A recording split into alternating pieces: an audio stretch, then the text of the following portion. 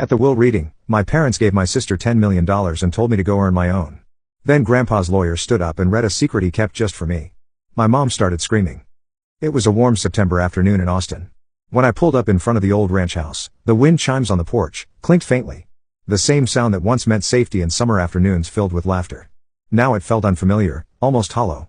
I hadn't been here in over a year, not because I didn't want to, but because I'd been told there was no one left to visit. When the front door creaked open, I was met not with a hug, but with a voice as cold as the rusted screen door it came through. "So, you finally decided to show up?" Grandma said, her eyes sharp, her arms crossed. I froze. Her words stung more than I expected. "Grandma, what's going on?" I asked, stepping closer. "They told me you were in a nursing home. That you and Grandpa don't." She cut me off, raising one trembling hand. That single gesture felt like a slap. "Your grandfather called you Elena over and over on his deathbed.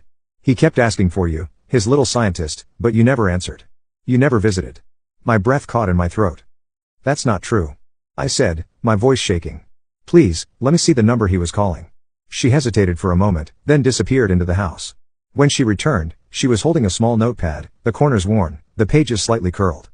She handed it to me. I recognized Grandpa's handwriting instantly, but the number on the page wasn't mine. Not even close. "This isn't my number," I whispered. "I've had the same one since high school." Her brows furrowed. "They told us you changed it when you went off to college," she said, her voice quieter now. "Said you didn't want to be bothered. That you wanted space. That you were ashamed of us." "No," I said, stepping back, my legs suddenly weak. I grabbed the porch railing for support. "Grandma, I came home last spring break.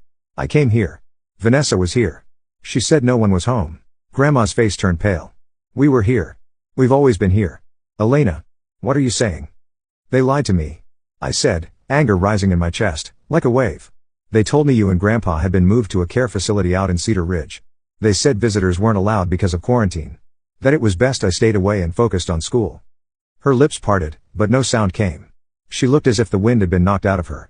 "They said, you didn't want to see us." She finally whispered, "That you said you had a new life now. That we didn't belong in it." A bitter laugh escaped me, sharp and shaky. "I never said any of that. They cut me off from you on purpose. They didn't even tell me Grandpa was sick until it was too late. They told me the funeral was at 1 p.m. today. I got to the church and it was empty." She blinked slowly and sat down on the porch swing like her knees could no longer carry her. "The funeral was at 9 a.m., she murmured, realization dawning across her face like a shadow. They told everyone you didn't show. That you didn't care." I swallowed the lump in my throat. I would never miss his funeral. Never. He was the only one who believed in me. The porch blurred as my eyes filled with tears. Without thinking, I dropped to my knees beside her and buried my face in her lap. For a long time we said nothing. Only the wind spoke, whispering through the trees like it, too, carried secrets. "He died." Thinking I didn't care, I sobbed. "We know the truth now," Grandma said softly, stroking my hair like she did when I was little. "We know, Elena." Grandma wiped her tears with the edge of her sleeve, then looked at me with a steadiness I hadn't seen in years. The sadness in her eyes hadn't disappeared, but now it was laced with something sharper. Resolve. She stood slowly, brushing imaginary dust from her skirt, then walked into the house. I followed her in, unsure of what came next. In the living room, everything was exactly as I remembered, except the air. It was heavier now. She picked up the phone from its cradle by the kitchen wall. The old rotary phone clicked as she dialed, each number a deliberate choice that couldn't be undone. I watched her fingers, noticing how the skin had thinned over the years, the blue veins more prominent now beneath the surface. Yet there was nothing fragile about the way she held herself. The grief had hardened into something else, determination. Her fingers trembled slightly as she dialed, but when she spoke her voice had returned to that unshakable firmness I remembered from childhood. "Betty." "Yes, it's me," she said flatly. "I need you, Jacob, and Vanessa to come over. Right away." I heard a muffled voice on the other end. Grandma cut in before it could finish. "No, it can't wait. I'll be expecting you within the hour." She hung up without saying goodbye. Then, she turned to me. "The lawyer is on his way too," she said, her voice calm, but underneath it, something was burning. "Your grandfather. He left some things that need to be read aloud in front of everyone." I didn't say a word. I only nodded. I wasn't ready for what was coming. But I had nothing left to lose. An hour later, the doorbell rang. "Stay in the kitchen until I call you," Grandma said, placing a gentle hand on my shoulder. I sat at the small kitchen table, the one where Grandpa used to drink his morning coffee while reading science articles I'd clipped out for him. Through the wall, I could hear their voices, Mom's overly cheerful tone, Dad's calculated politeness, Vanessa's trademark bored sigh, then silence, and finally, Grandma's voice, clear and cutting. "Please everyone take a seat. Mr. Cullen Reeves is here to read David's will. That was my cue. I stepped into the living room. All three heads snapped in my direction. My mother's fake smile faltered. My father's face went ghostly pale. Vanessa's lips parted, but no sound came. I could see the calculations, spinning in their minds. Why was I here? Why had Grandma invited them under false pretenses? The living room felt smaller than I remembered. The faded floral sofa where my grandmother now sat, the armchair where my father perched uncomfortably, the antique coffee table with water rings from decades of iced tea glasses, it all seemed to shrink in the presence of what was about to unfold. The air was thick with unspoken accusations, with secrets about to surface. Mr. Reeves opened his briefcase, slowly, and pulled out a thick envelope. The kind that didn't just contain legal instructions, but secrets, too. He cleared his throat. I, Walter Dawson, being of sound mind and clear intention, declare this to be my last will and testament. The room went utterly still. Mr. Reeves continued reading. To my beloved wife, Helen Dawson, I leave our family home and a lifelong financial provision for her care and comfort. Grandma's expression didn't change. She already knew.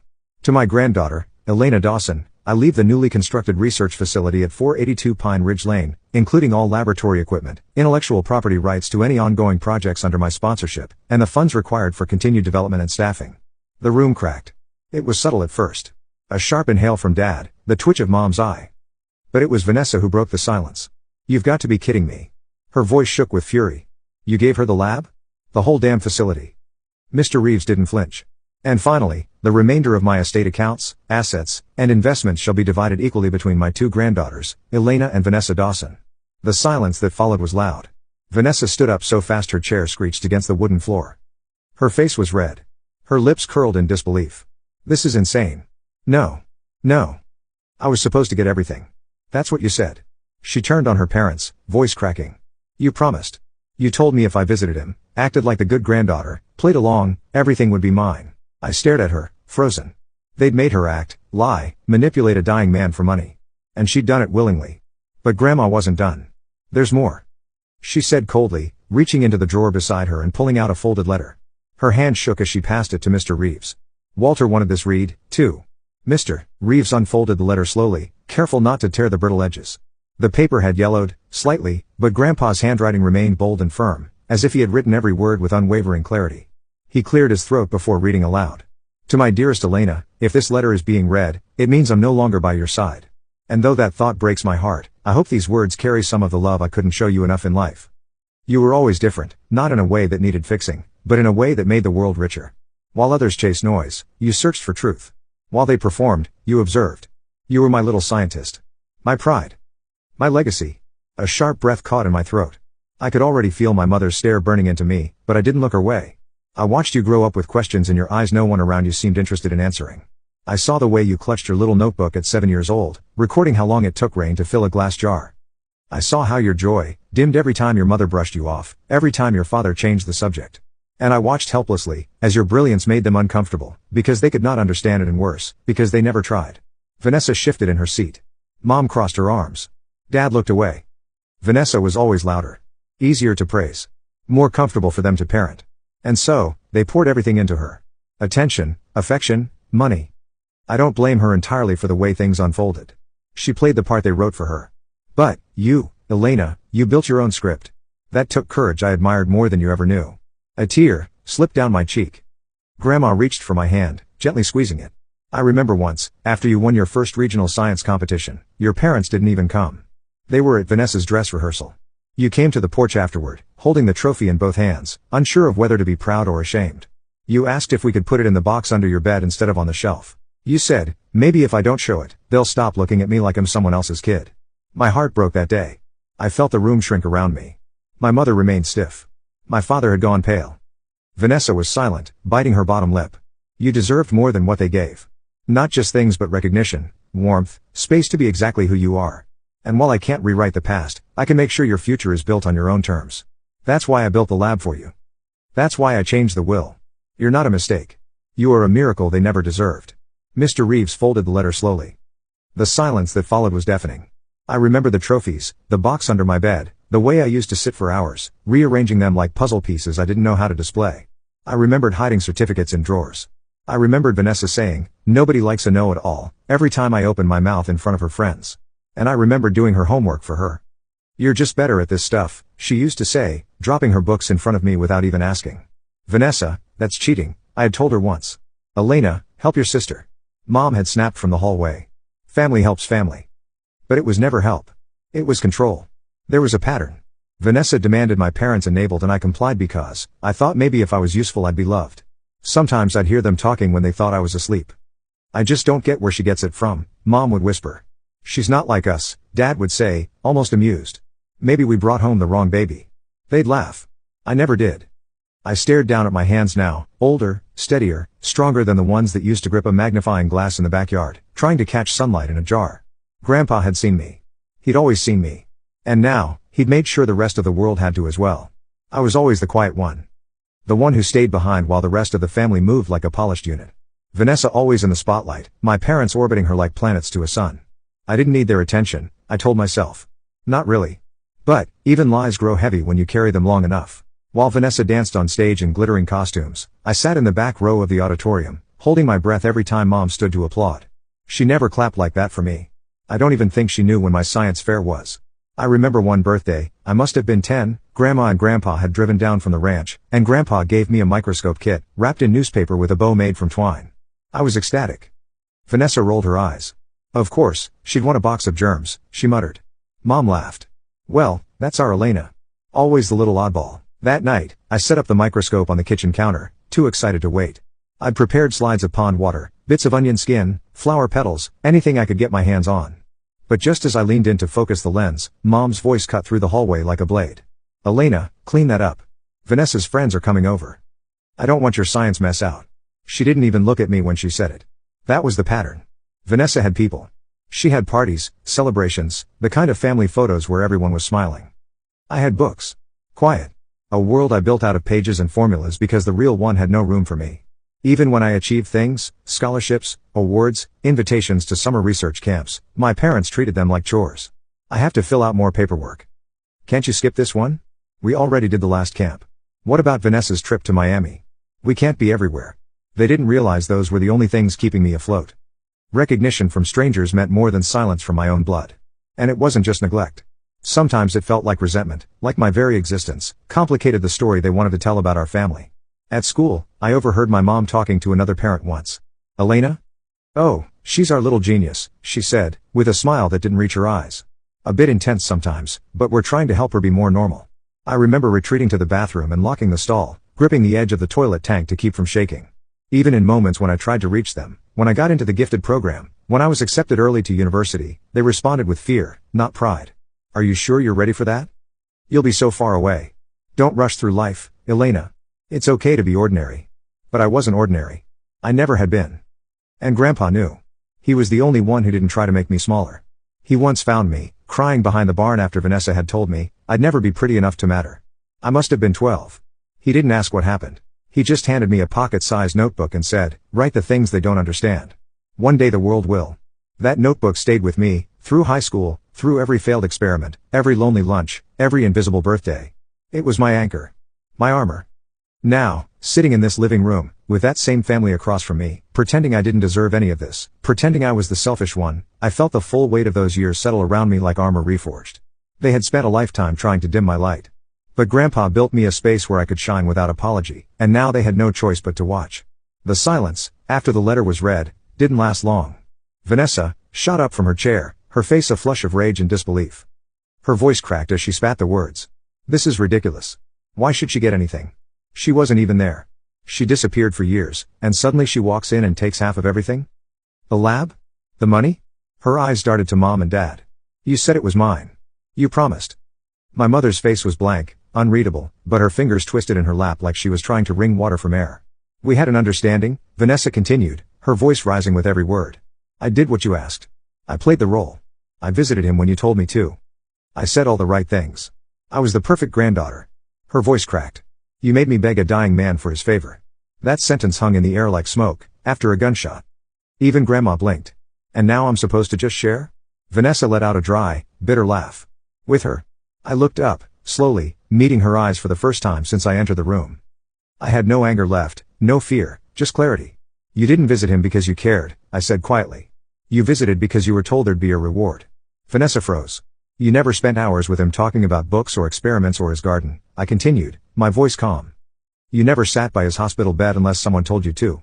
I may have been locked out by lies, but at least, I was honest about how I loved him. Enough. Mom snapped, standing abruptly. This is not the time to lecture your sister, Elena. You don't understand the pressure we've all been under. Pressure? I repeated, nearly laughing. You mean the pressure of hiding the truth? Of isolating me from the only people who supported me? Dad stood, straightening his shirt collar like he was preparing for a boardroom meeting. Elena, let's be reasonable, he said smoothly. Think about what you're doing. You've already had your education fully paid for. All those science camps, the competitions, the international travel. Do you know how much that cost us? The room tilted. My breath caught, then steadied. You didn't pay for any of that, I said, voice low but sharp. Grandma and Grandpa did. Every application fee, every plane ticket, every piece of lab equipment. It was all them. Not you. Dad opened his mouth but I cut him off. You made it clear from the start I wasn't your priority. You made that very clear. That's not the point, Mom snapped. Family means sacrifice. Vanessa needs this more than you. If you want to honor your grandfather's memory, you'll sign over your share. Grandma stood now. Slowly. Her hands trembled, but her voice did not. How dare you? She said, her voice so sharp the air seemed to thin. How dare you stand here in the house my husband built, and speak of sacrifice? Mom blinked. Helen, no, Grandma snapped. You deceived him. Manipulated him. You lied to his face while he was dying. And now you have the nerve to speak of family. She turned to Vanessa. You may have played your role, girl, but it was never love. It was a transaction. And, I'm ashamed to say, I didn't see it sooner. Vanessa's face twisted, but she said nothing. Grandma took a breath. Her hand gripped the armrest of her chair with quiet fury. I only regret that David left you anything at all. Then, she turned toward the door. Leave, she said, her voice steady. All of you. You're not welcome here. No one moved. So she raised her voice, not in volume, but in conviction. Now. Mom tried to reason. Helen, we're family. Not anymore, she said. Vanessa stormed out first. Hills clacking like gunshots on the wooden floor. My parents followed, muttering something about legal challenges and reconsideration. But they left. And for the first time in my life, they couldn't take anything with them. The house fell into silence again. A quieter silence. Not sharp. Just free. As the door closed behind them, I felt something shift inside me. Not just relief, but a strange new emptiness that wasn't entirely unpleasant. It was the absence of something I'd carried for too long, the desperate need for their approval, the weight of their expectations, the constant disappointment. Without it, I felt lighter. Grandma and I stood in the hallway, listening to the car doors slam, the engine start, the tires crunch on gravel as they drove away. What now? I asked, my voice sounding unfamiliar in the quiet house. Grandma looked at me, really looked at me, perhaps for the first time since I'd arrived. Now we rebuild, she said simply. Just like Walter would have wanted. That night, I slept in my old room at the ranch. The ceiling still had those glow-in-the-dark stars Grandpa had helped me stick up there when I was 9. I'd mapped out actual constellations, insisting they be accurate. I remembered him standing on a chair, patiently following my instructions while I consulted my astronomy book. Move Orion's belt 2 inches to the left, Grandpa. I'd called out, so serious about it all. In the darkness, those plastic stars still glowed, faint but persistent. Like memories that refuse to fade, even when everything else changes.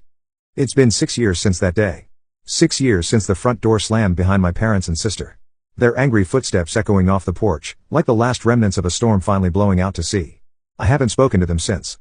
Sometimes their names pop up on my phone, unknown numbers, recycled emails, friend requests through fake accounts, but I delete them all without opening. I don't need to hear their apologies, not when they're only born of absence. They made their choice. And so did I. The lab Grandpa left me, my lab, grew from a private research space into something real, something that mattered. We named it the Walter Dawson Innovation Center, and we didn't just keep his name alive. We honored his faith. We specialize in sustainable agricultural technologies, micro-irrigation systems, adaptive crop genetics, eco-friendly pest management. Things that once lived in the margins of science fairs, now, make their way into struggling farms across the state. Last month, I stood on a stage in San Francisco accepting a national grant for innovation in climate resilience. I wore a navy blue suit and my mother's silence like armor. The crowd clapped. The spotlight didn't blind me. I looked into it and didn't flinch. And beside the stage, framed under the foundation's logo, was a photo of Walter Dawson, smiling in front of a field of sunflowers. The caption read, "For the dreamers who invest in those the world overlooks." Somewhere I think you saw it. The path wasn't always easy. There were nights I doubted everything, myself, my abilities, whether I could really build something from scratch without falling apart. There were failed experiments, grant applications rejected, moments when the weight of Grandpa's expectations felt too heavy to carry. But each time I faltered, I remembered his words, write the things they don't understand. One day the world will. And slowly, the center grew. First, it was just me and 2 graduate students working out of what was essentially a converted barn with state-of-the-art equipment that seemed almost comically out of place among the wooden beams. Now, we have a staff of 27 researchers, 4 departments, partnerships with 3 universities, and field sites in 12 counties across Texas. Tara and Micah, my closest friends since university, now lead departments within the center. We laugh a lot. We still mess up experiments. Still burn popcorn in the break room, microwave. But we also change lives. Not because we're smarter, but because someone believed we could. Last spring, we hosted our first youth science camp. 15 kids from rural communities, each with that same look I once had, hungry for knowledge, desperate to be seen. One girl, barely 13, with thick glasses and a quiet voice, showed me her notebook filled with observations about native bee populations in her hometown. Her calculations were rough but intuitive, her questions brilliant in their simplicity. When I told her this, she looked at me with such surprise that I had to turn away to hide my tears. "You actually read it," she said, as if that was the most extraordinary thing I could have done. I knew then that Grandpa's legacy wasn't just about the research or the facility, it was about breaking cycles, about seeing potential where others saw inconvenience. We've expanded the youth program to reach over 150 students annually now. We call it the Little Scientists Initiative, a name that never fails to make me smile. Each participant receives a leather-bound notebook, similar to the one Grandpa gave me behind that barn so many years ago. On the first page, we've printed his words, "Write the things they don't understand. One day the world will." Some of our first participants are now entering college with full scholarships to study environmental science and sustainable agriculture. The center itself has grown beyond anything I could have imagined. What started as a modest research facility has expanded to include 5 modern laboratory buildings, 3 greenhouse complexes, and over 60 acres of experimental growing fields. We've partnered with international research organizations from Brazil to Kenya, sharing our innovations with farmers facing the harshest effects of climate change. Last year, our drought-resistant corn variant helped feed an estimated 40,000 people in regions where traditional crops had failed for 3 consecutive seasons. The irony isn't lost on me that the very qualities my family tried to suppress, my methodical thinking, my obsession with details, my preference for quiet observation over performative confidence, are precisely what made this work possible. There's a certain poetic justice in that, I suppose. 3 years after the will reading, I received a letter from a lawyer representing Vanessa. She was requesting permission to visit the center. At first, I thought it was another attempt to challenge the will, but when she arrived, I barely recognized her. Gone was the polished appearance, the practiced smile, the rehearsed charm. She seemed smaller somehow, more authentic in her uncertainty. "I don't expect forgiveness," she said, standing awkwardly in the main lobby, staring at Grandpa's portrait above the reception desk. "I just wanted to see what he built for you. What you've built with it." I gave her the tour, showed her the labs, the greenhouses, the fields where we were testing new irrigation systems. She asked intelligent questions, took genuine interest. When we reached the community garden where local families grow their own food using our methods, she paused. "He always knew who you were," she said quietly. "Even when I didn't. Even when I pretended not to. We don't speak often, Vanessa and I. The damage runs too deep for casual reconciliation. But twice a year, she volunteers at our youth science camp. She teaches the kids about presentation skills, how to communicate complex ideas to non-scientific audiences. It's a small bridge, but it's something neither of us thought possible. My parents have made no such overtures. Last I heard, they had moved to Florida after Dad's early retirement from the investment firm. Sometimes I see Mom's name attached to charity galas in social media posts or local newspaper coverage. Dad occasionally appears in business journals, offering commentary on market trends. They exist in a world parallel to mine, neither of us crossing the boundary. Grandma lived at the ranch until last year, when her arthritis made the stairs too difficult. Now she has an apartment connected to my house in town, close enough that I can check on her daily but separate enough that she maintains her independence. We have coffee together most mornings. She tells me stories about Grandpa I never knew, how they met at a county fair when she knocked over his prize-winning tomato display, how he proposed with a ring tied to a sapling he planted in her parents' yard, how he spent 30 years tending that tree until it bore fruit. Sometimes I wonder if Vanessa ever thinks about that day. Whether Mom still hosts dinner parties and says, "I have 2 daughters," with a practiced smile. I wonder if Dad still calls himself a man of principle. But most days I don't wonder at all. What occupies my thoughts instead are the projects that line our research calendar for the coming years. The drought-resistant wheat variant that's showing promising results in our test fields. The solar-powered irrigation system we've been perfecting for small-scale farmers. The soil remediation technique that could transform depleted farmland within a single growing season. We've just secured a $25 million grant from the National Science Foundation to expand our research into climate-adaptive agriculture. It's the largest grant in our center's history, and I found myself wishing I could call Grandpa, hear his voice crack with pride when I told him. Instead, I walked the path behind the old ranch house, sat on the wooden bench he built decades ago, and watched the sunset paint the sky in shades of amber and gold. Sometimes I still talk to him there, update him on our progress, share the small victories and frustrating setbacks. Last night, Grandma joined me on that bench. At 87, she moves more slowly now, but her mind remains sharp as ever. We sat in comfortable silence for a while, then she reached into her cardigan pocket and handed me a small velvet pouch. "I should have given this to you years ago," she said, "but somehow it never felt like the right time." Inside was Grandpa's pocket watch, the one he carried every day of his adult life. The silver case was worn smooth from decades of handling, the initials WD engraved on the back nearly faded away. When I opened it, I found something unexpected, a tiny photograph carefully cut to fit inside the lid. It was a picture of me at my first science fair, beaming next to my display on Honeybee Communication. "He carried you with him," Grandma said simply. "Every day." I've placed the watch on my desk at the center, where the morning sun catches it just right, sending little circles of light dancing across my research notes. It reminds me that legacy isn't measured in dollars or accolades, but in the quiet certainty that someone believed in you enough to invest in your potential. Our latest research project focuses on something Grandpa always talked about, finding ways to help small family farms survive in an increasingly corporatized agricultural landscape. We've developed a cooperative model that allows independent farmers to share resources, knowledge, and market access without sacrificing their autonomy. The pilot program launched in 3 counties last year, and already we're seeing families who are on the verge of selling their land finding new paths to sustainability. When I walk through those farms now, watching children help their parents implement our irrigation systems or test soil samples using our simplified field kits, I see the future unfolding in real time. I see families staying together, communities remaining intact, knowledge passing from one generation to the next, not despite change, but because of it. Yesterday, I was rearranging one of the old bookcases in the lab's library, something I hadn't touched in years. Tucked inside a battered copy of The Nature of Things, I found a photograph. I knew the moment I saw the faded edges. It was me, maybe 8 years old, crouched in the grass behind the barn, holding a magnifying glass up to a beetle on a leaf. Grandpa stood beside me, pointing to something in the distance. We were both smiling. On the back of the photo in his careful, deliberate handwriting, he had written, "My little scientist will change the world someday." I sat there for a long time, holding it like something sacred, because now I know he was right.